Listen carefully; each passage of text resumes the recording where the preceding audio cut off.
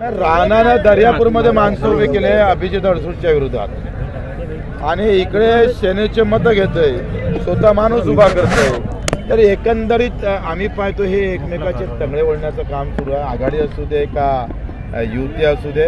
आणि मग आमची महाशक्ती पक्की आहे, कोणी मिठाचा खळा टाकणार नाही आणि आज सामान्य माणसाला न्याय देण्याचं काम आम्ही करणार आहोत. त्याच्यानं हे सगळी आघाडी आणि युती पूर्ण बिघाडी होईल. महाशक्तीची सरकार येणार म्हणजे येणार. मला वाटतं मग सगळ्यातच तपासलं पाहिजे ना.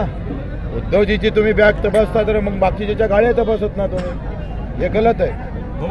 हे म्हणजे निवडणूक आयोग हे करत आहे का, पार्शलिटी करत आहे का? पार्टीचंच झालं आहे, निवडणूक आयोगच पार्टीचं झालं आहे. देशातली लोकशाही संपली.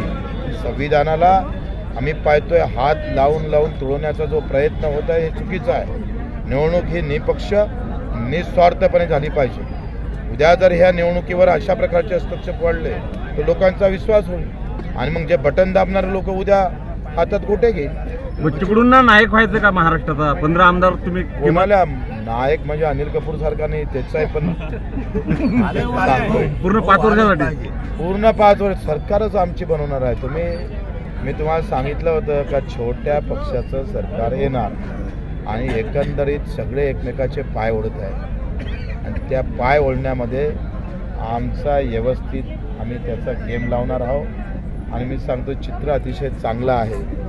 किमान प्रहारनं 40 सीटा उभ्या केल्या, आम्ही 10-15वर आघाडी घेत आहोत आणि निर्णय आमच्या बाजूने राहणार. बटेंगे तो कटेंगे नहीं, हम सबको जोड़ने जा रहे हैं. आप बटेंगे और कटने की बात कर रहे हैं, हम हिंदुस्तान जोड़ने की बात कर रहे हैं. हम हमारे तिरंगा लेके कटने वाले हैं.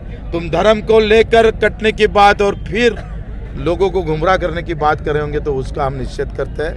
क्योंकि चुनाव ये धर्म के राजनीति पर नहीं, जात के मोहर पर नहीं, तो मुद्दे पर होना जरूरी है. आणि त्याच्यासाठी बच्चू कडू लढत आहे.